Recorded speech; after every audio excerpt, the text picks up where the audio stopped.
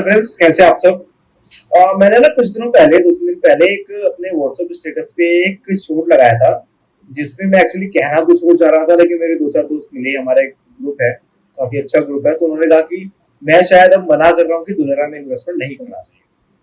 तो आज की वीडियो पर्टिकुलर धुलेरा के ऊपर है, और सिर्फ धुलेरा के ऊपर है, धुलेरा के आसपास का डेवलपमेंट। मैं उस वीडियो में, उस क्लिप में क्या कहना चाह रहा था, क्या नहीं कहना चाह रहा था, वगैरह वगैरह। चालू करते हैं धुलेरा से। अगर आप लोगों को ये लगता है कि आने वाला टाइम सेमीकंडक्टर का है, अगर आपको लगता है, तो आज धुलेरा से अच्छी इन्वेस्टमेंट मेरी नजर में कोई दूसरी नहीं है। और मैं इसको बहुत कॉन्फिडेंटली बोल रहा हूं, क्लेम नहीं करते हैं, लेकिन जो मेरा जो व्यू है, आने वाले 10 साल में वहां पे 10-12 गुना, 15 गुना वहां पे प्रॉपर्टी के रेट हो सकते हैं। लोकेशन में भी डिपेंड करता है थोड़ा बहुत, कि आपके अगर मेन हाईवे के आसपास कोई प्रॉपर्टी है वगैरह वगैरह, मतलब अगर आपकी लोकेशन थोड़ी बेहतर है तो। धुलेरा में बेसिकली 4 काम चल रहे हैं। 4 कामों में अगर हम बात करें एक एक करके, पहले बात करते हैं धुलेरा की। जैसे मैंने अभी थोड़ी देर पहले कहा, अगर आपको लगता है कि आने वाला टाइम सेमीकंडक्टर का है, अगर आपको लगता है आने वाला टाइम एआई का है, तो धुलेरा से बेहतर इन्वेस्टमेंट कोई दूसरा नहीं है। समझिए इस बात को क्यों। वहां पे यार सेमीकंडक्टर को मैन्युफैक्चर करने की इंडस्ट्री बनाई जा रही है, और कोई एक कंपनी काम नहीं कर रही है। ASML, Taiwan semiconductor manufacturing company, बाकी न जाने कितनी कंपनियां जो भी सेमीकंडक्टर में कहीं ना कहीं इन्वॉल्व है। इंडियन गवर्नमेंट ने कहीं ना कहीं टाई अप किया है, और उनको धुलेरा में कहीं ना कहीं उनको प्रॉपर्टी दी है कि आओ यहाँ पे इंडस्ट्री सेटअप करो और आप काम चालू करो। अगर कहीं पे इंडस्ट्री सेटअप होगा, जो कि बहुत इनिशियल फेज में है यार, अगर वहाँ पे इंडस्ट्री सेटअप होगा तो क्या लोग वहाँ पे रहने नहीं जाएंगे? क्या ऐसा होगा कि सुबह काम धुलेरा में कर रहे होंगे और रात को उड़ के वो दिल्ली या बेंगलुरु, चेन्नई, अहमदाबाद चले जाएंगे? क्या पॉसिबल होगा? क्या वहाँ पे लोग रिहाइश नहीं करेंगे? अगर रिहाइश करेंगे तो क्या वहाँ पे क्या कहते हैं, जो इकोनॉमिकल एक्टिविटी है वो नहीं चलेगी? एक बहुत छोटा सा एग्जाम्पल लेते हैं। हम कुछ टाइम पहले एक जगह पे काम कर रहे थे, प्रगति मैदान पे काम कर रहे थे, तो मैंने देखा कि जहाँ पे प्रगति मैदान पे काम चल रहा था, वहां पे जो चाय का ठेला और एक जो कुछ स्नैक्स का ठेला, 4-5 ठेले लगे हुए थे, कुलचे वगैरह, और वो बहुत ठीक भरे हुए थे। मेरे को लगता है कि अच्छे पैसे भी अर्न किए होंगे। या लेबर है, खाएगी पिएगी भी, बीड़ी भी पिएगी, चाय भी पिएगी, स्नैक्स भी खाएगी। अब उन दुकानदारों को वो माल बेचने के लिए माल लाना भी होगा, ट्रांसपोर्टेशन भी लगेगा, रॉ मटेरियल भी लगेगा, रॉ मटेरियल ट्रांसपोर्टेशन लगेगा, तो उनको भी कुछ अलग रिक्वायरमेंट है। पूरा का पूरा एक सर्कल है, पूरा एक साइकिल है। अगर ये साइकिल घूमेगा तो इकोनॉमिकल एक्टिविटीज होंगी ही होंगी।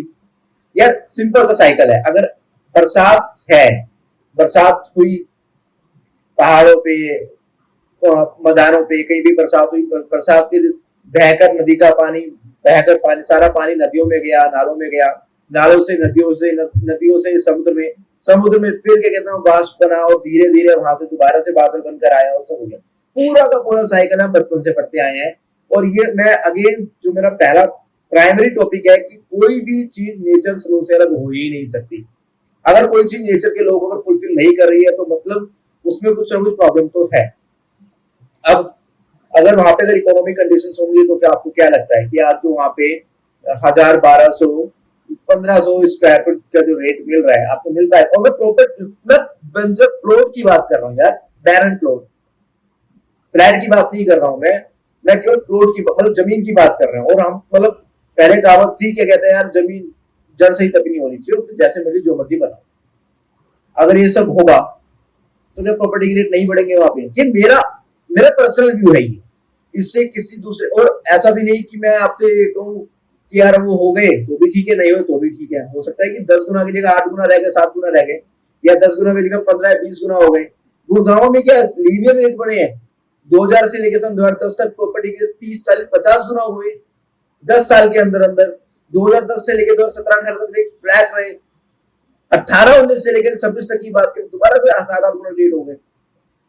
ये साइकिल्स है, कभी कभी आती है, और ये मेजरली तब आती है जब बायर अवेलेबल नहीं होता है बाजार में। जब बायर खत्म हो जाता है ना, हमारी भी इक्विटी में जब बायर खत्म हो जाएगा ना, आज अगर मैं इक्विटी की बात करूं, 33,000 करोड़ की सिप आ रही है, मंथली सिप आ रही है।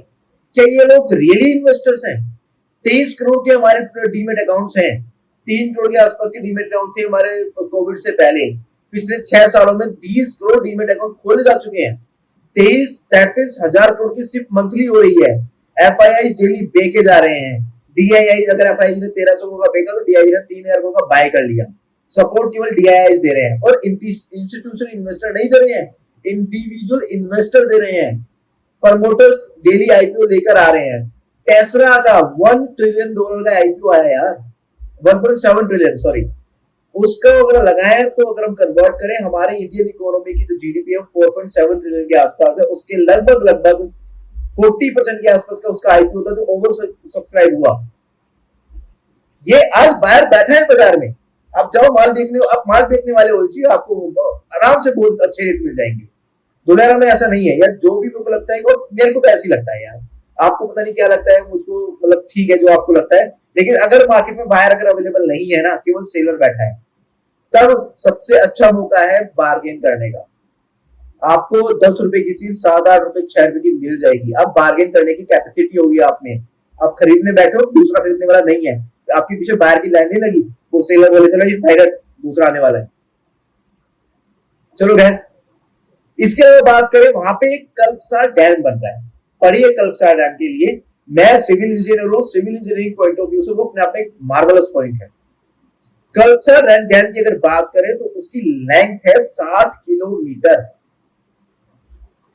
गल्फ ऑफ खंबत में अवेलेबल है।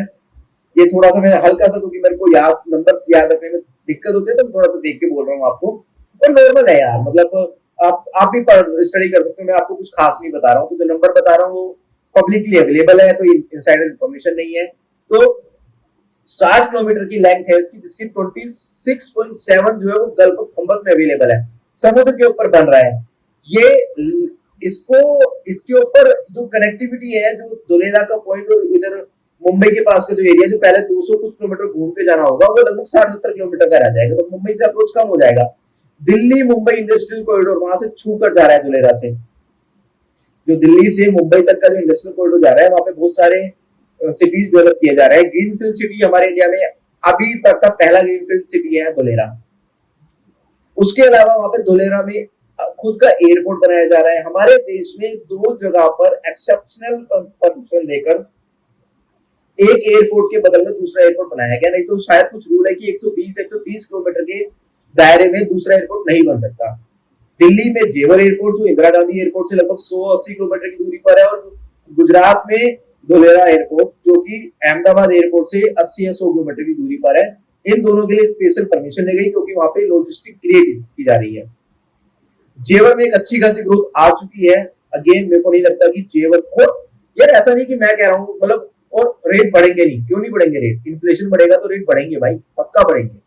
लेकिन मेरे को चाहिए ग्रोथ, मेरे को चाहिए 10 गुना 15 गुना का अमाउंट। मैं इन्वेस्टर हूं यार, मेरे को इन्वेस्टर माइंडसेट लोगों से बात करनी है जो ये बिलीव कर सके कि हाँ यहां से 10 गुना 15 गुना 20 गुना अमाउंट हो सकता है। अगर आपको जेवर में आज अगर ये लगता है ना, पक्का इन्वेस्ट करो यार। मुझे नहीं लगता मैं इन्वेस्ट नहीं कर रहा हूँ, मुझे दुलेरा में लगता है मैं इन्वेस्ट कर रहा हूँ। मेरा मिनिमम टारगेट है कि 2035 में जो मैंने अमाउंट जो लिया था वो 10 गुना हो जाना चाहिए। बाय डिफॉल्ट अब तक 2 गुना हो गया, लेकिन मुझे उसकी कोई परवाह नहीं है, बल्कि मैं तो आज से भी 10 गुना सोच रहा हूँ आपको कि 2036-37 में या 2040 में जो उनका कुछ फेजेस उन्होंने प्लान किए होते, अगर वो होते हैं, पूरे अगर नहीं भी होता 50% भी अगर पूरे होते हैं, तो भी मुझे लगता है कि आज जो 10 रुपए की चीज है वो पक्का 150-200 रुपए की हो जाएगी। मतलब 2040 तक मैं 15-20 गुना सोच रहा हूँ। मेरी फ्यूचर प्रेडिक्शन है वहां की ग्रोथ को देखते हुए। बाकी मर्जी आप लोगों की है। उसके अलावा वहां पर नेशनल मैरीटाइम म्यूजियम बन रहा है, जो कि वर्ल्ड का लार्जेस्ट मैरीटाइम म्यूजियम है, और उसकी जो निगरानी है डायरेक्ट सेंट्रल गवर्नमेंट और स्टेट गवर्नमेंट कर रही है, क्योंकि हमारे पास उस म्यूजियम के द्वारा ये मौका है बताने का कि हमारी सभ्यता कितनी पुरानी है। अगर आप नेशनल मैरीटाइम म्यूजियम के बारे में पढ़ोगे, आपको पता लगेगा वहां पे मोहनजोदाड़ो से मिली जुली सभ्यता के बारे में हमें पता लगा। हमने जब वहां पे एक्सकेवेशन करना चालू किया 2003-4 में और 8-9 के आसपास, हमें वहां पे पूरे के पूरे नगर बने हुए मिले। इतना वर्ल्ड क्लास जो ड्रेनेज सिस्टम आज भी अवेलेबल नहीं है बाजार में, उससे बढ़िया ड्रेनेज सिस्टम मिला वहां पे। वहां पे कई देशों की करेंसी मिली जो वो भी बताती है कि हमारा उनसे व्यापार चलता था। पता नहीं 14 या 21 कंट्रीज हैं जो मिलकर वहां पर हमारे साथ में इन्वेस्ट कर रही हैं और वो ये बता रही है कि हमारी सभ्यता भी बहुत पुरानी है, हम पहले इनके साथ धंधा किया करते थे। दिल्ली मुंबई के कॉरिडोर की मैंने आपको बताया ही। अहमदाबाद से धुलेरा के लिए अलग से एक हाईवे बनाया गया जो ऑपरेशनल हो चुका है, लेकिन उसका ऑफिशियल इनॉग्रेशन नहीं हुआ है। आजकल ये मोदी गवर्नमेंट ने, ये मेरे को लगता है कि मतलब मोदी गवर्नमेंट बहुत सारी चीजों में मैं अगेंस्ट हूँ, लेकिन ये उन्होंने बहुत अच्छा किया कि कोई रोड बन गया तो उसे खाली नहीं छोड़ा। अगर इनॉग्रेशन जब पूरा होगा, कुछ छोटी मोटी कमी रह गई उसे पूरा होगा तो ठीक है यार, वो हो जाएगा इनॉग्रेशन जब होना होगा, लेकिन कम से कम चालू कर दो, लोगों को सुविधा तो दो। मेरे को लगता है कि धुलेरा आज के टाइम पे और आने वाले 3-4 सालों तक बेस्ट इन्वेस्टमेंट अपॉर्चुनिटी है उन बंदों के लिए जो चाहते हैं कि उनका पैसा 10x 20x हो जाए। जिनको 2-4-5 गुना चाहिए उनकी बात नहीं कर रहा हूं, वो ठीक है, वो जो कर रहे हैं करते रहे। 2-4-5 गुना तो कहीं भी हो जाएगा यार। इन्फ्लेशन को आप एड ऑन करोगे, उसमें डिमांड को एड ऑन करोगे तो वो मिल जाएगा उतना। मैं उसकी बात नहीं करता हूँ। मेरे को कम से कम 10-15-20 गुना की मेरे को चाहिए प्रोजेक्शन, विजन चाहिए, जगह चाहिए और उसके आसपास की ग्रोथ चाहिए। तो मैं उस वीडियो में ये कह रहा था कि अगर मैं आपसे ये कहूं कि सन 2020 से आज तक 2026 में पिछले 6 सालों में वहां प्रॉपर्टी के रेट 10 गुना हो चुके हैं, ये बोलकर अगर मैं आपको धुलेरा में इन्वेस्ट करने के लिए कह रहा हूं तो ये बहुत बड़ी बेवकूफी है। मैं अभी भी यही कह रहा हूं, लेकिन मैं ये कह रहा हूं कि मैं आपको धुलेरा में इन्वेस्ट करने के लिए इसलिए कह रहा हूं क्योंकि वहां पे ग्रोथ के साथ में फ्यूचर प्रोजेक्शन बहुत वाइड है, बहुत बड़ा है, हमारी सोच से परे है। मुझको लगता है कि आने वाले टाइम में धुलेरा को हम गुड़गांव, बेंगलुरु जैसे सिटी से कंपेयर करेंगे। 2040 में हो सकता है कि वो उससे आगे निकल जाए, इतनी भयंकर प्लानिंग चल रही है। दिल्ली में आज जगह जगह पे रोड खुदी हुई है, वो उसको आज इस तरह से प्लान कर रहे हैं कि वहां पे आपको कोई डिगिंग की रिक्वायरमेंट नहीं है। ड्रेनेज केबल्स जो भी आपको चाहिए ऑलरेडी उसके लिए उन्होंने कैनाल्स या फिर अपने अंडरग्राउंड पाइप छोड़ दिए। इतने बड़े पाइप है कि उन पर ट्रक गुजरता है, ट्रक गुजर जाता है, इतनी बड़ी उन्होंने कैविटीज बना रखी है ऑल ओवर धुलेरा। तो आप प्लीज खुद से भी पढ़िए, खुद से भी इन्वेस्ट समझने की कोशिश कीजिए। इन्वेस्टमेंट का मौका वही होता है जहां पे ना लोगों को कहा जाता है। जैसे अगर आप राकेश झुंझुनवाला सर का वो देखोगे, क्या बोलते हैं, इंटरव्यू अक्टूबर 2020 को उनका इंटरव्यू था, वो कह रहे थे कि यार स्टॉक में बाय कर लो। 2023 में उन्होंने कहा कि मैं कह रहा था बाय कर लो बाय कर लो, तो लोगों ने बाय नहीं किया, अब बाय कर रहे हैं। अब उनको लग रहा था कि लेकिन ये रैली जो है बबल है। राकेश झुंझुनवाला सर का वीडियो है। हम उनको बोलते हैं कि उनकी 40,000 करोड़ की वेल्थ है। टाइटन उन्होंने कब बाय किया था जब वहां पे प्रोग्राम बन रहा था, टाइटन को लोग जानते भी नहीं थे, कोड़ियों के भाव में शेयर मिल रहा था। उन्होंने उसकी मैनेजमेंट पे भरोसा किया, उसके प्रोडक्ट पे भरोसा किया, और टाइटन ने उनकी आज भी 40,000 करोड़ में शायद 17,000 करोड़ का तो टाइटन ही है उनके पास में। जितना डिविडेंड देती है टाइटन उससे तो सीईओ की सैलरी आ जाए, जितना झुंझुनवाला सर को मिलता है। वो आज नहीं रहे, लेकिन हमारे मार्केट के दिग्गज आदमी है यार, ब्रिलियंट आदमी है। पढ़िए, सोचिए, समझिए। मैं बात कर रहा हूं सिर्फ investment. Thank you, thank you, thank you.